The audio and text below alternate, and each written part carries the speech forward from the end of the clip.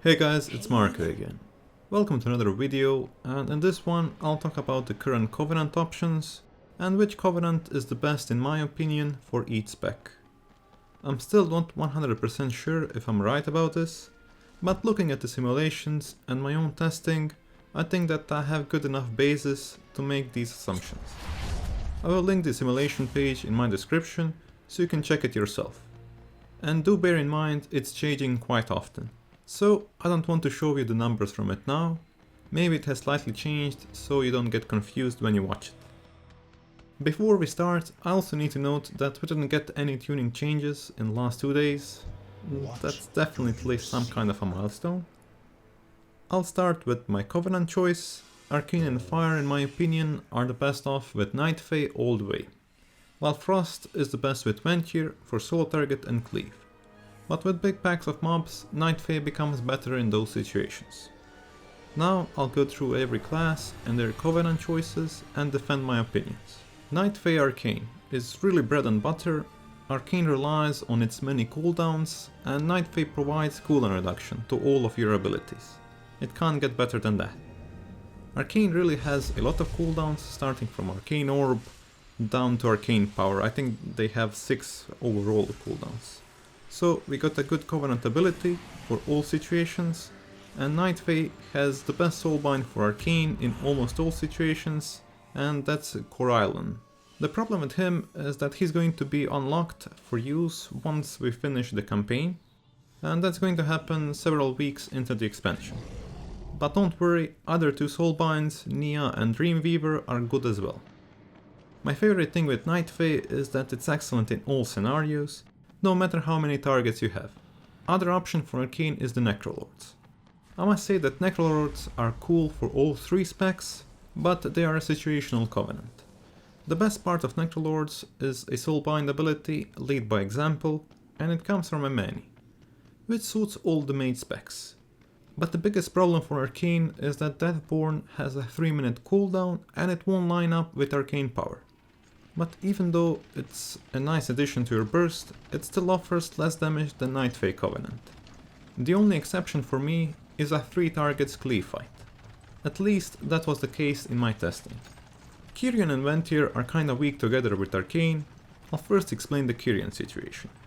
They have a cool Covenant ability, which is on a low cooldown and it scales with your mastery. But it's not as impactful as Night Fae one, and the potential of this ability scales down with more targets. At 3 targets I completely stop using the ability altogether. So this might be an okay Covenant for solo targets and 2 target cleave situations. But if you're faced with 3+ targets, you basically have nothing. They have decent soulbinds in Pelagos, but he doesn't offer anything special enough to make this Covenant outstanding and good at multiple targets. And lastly, we got Venture, with a good Covenant ability damage wise, while its proc hardly gives us anything. 24% mana back doesn't play a big role to us, even though we're mana dependent. This Covenant is similar to Kyrian, they offer something in solo target fights, but when it comes to more targets, all they can offer is some mana back on 1 minute and 30 seconds cooldown, but even that is better than Kyrian. That is handy in raids and sometimes in Mythic Plus, but usually we're okay with mana if played correctly, so it hardly makes a difference. They have cool soulbinds which all have some nice abilities. My favorite is Theotar's Soothing Shade, but again, same thing with Kyrian, they don't offer anything special for multiple targets, which makes this Covenant only good for solo target fights. To conclude Arcane topic, in situations with 1, 2, 4 or 5 targets or more, I always get the biggest numbers with Night Fae.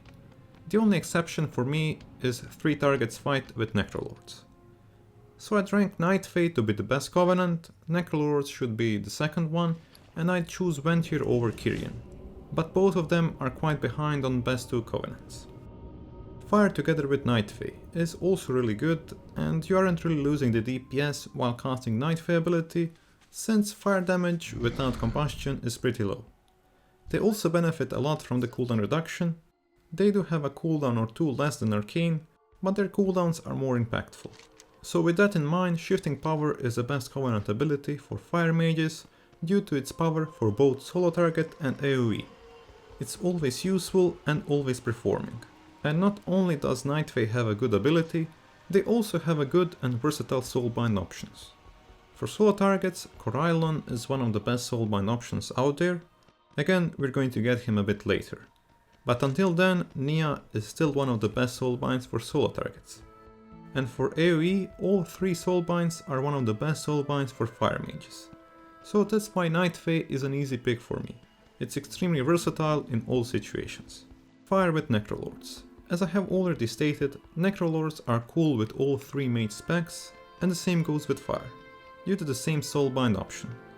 Necrolord's Covenant ability is okay to say the most. It's nice to have additional damage into your combustion, but it's on a 3-minute cooldown. But combustion lines up with this much better than arcane power if you're using kindling. So again, I must say that Emani is incredible and he increases your starting burst by a lot, and he single-handedly puts fire at Night Fae's neck for every type of content. But I must say that I prefer playing with Night Fae, even though I hate channeling. The ability has less of a cooldown and it looks incredible. Even if you don't prefer playing with Night Fae, for me they always end up on top, but just slightly. And you have more benefits with Night Fae than just pure DPS. You'll have more blinks, more barriers, dragon breaths, and that adds up, especially in Mythic Plus environment. So if you really want to go for Necrolords, you can go, but you lose some portion of your DPS in the process, and you'll be forced to only play with Emani, since he's the MVP of the Covenant. Let's talk about Fire and Ventir now. Their ability is also good for solo targets, the combination of cooldown reduction for Fire Blast and high damage output from the mirrors is a nice addition to your solo target damage. But again, the problem with Ventir is the obvious lack of AoE capability. The only benefit you can get in AoE is 2 additional Fire Blasts for a quick Flame Strike. For me, soulbinds of Ventir are decent, but not the best choice. And lastly we have Kyrian. Kyrian, as well as all the other Covenants, is really good for fire on solo target fights, offering a nice boost in damage, and you can pair that damage with our Afterlife boy, Pelagos. Sadly, they don't offer anything for multiple targets, even less than Ventir. It's a DPS waste throwing your Covenant ability in AoE situations. For conclusion, in situations with one target, all specs are viable. They're all within 1% of the DPS. So props to Blizzard for balancing that part. But with 2+ targets, Ventir and Kyrian drop off significantly. Necrolords are closely trailing Night Fae, but Night Fae is always a few % above Necrolords. So again, this is the same ranking as with Arcane. Night Fae is the best, closely followed by Necrolords. After those two, far behind is Ventir, which is ahead of Kyrian. And this leaves us with Frost Mages. Frost and Ventir. This was a go-to choice for almost all Mythic raiding mages, until the nerf bat hit them hard. This Covenant ability is so good for Frost Mages, the combination of high damage and giving you instant cast flurries is just too good, especially for solo targets. It drops off significantly on 3+ targets, but this Covenant is still the best on 2-target cleave. And because of best solo target damage and best 2-target cleave, most of the players were going to pick Ventir for raiding situation. But with the nerfs, Frost is no longer the solo target beast, and it's actually lacking a bit on that department, compared to other specs, while they're still okay at cleave. Soulbinds for Ventir are pretty much average, so Frost is picking Ventir only due to high power of its Covenant ability. Frosty Necrolords. Might as well call Necrolord's Covenant Emani Covenant, because the whole power lies in him. Anyway, Necrolords in my opinion are great for Frost. Covenant ability isn't that influential for Frost Mages due to rarity of raid encounters with 3 targets, but when it happens, it feels godlike. It's also fun in Mythic Plus situations.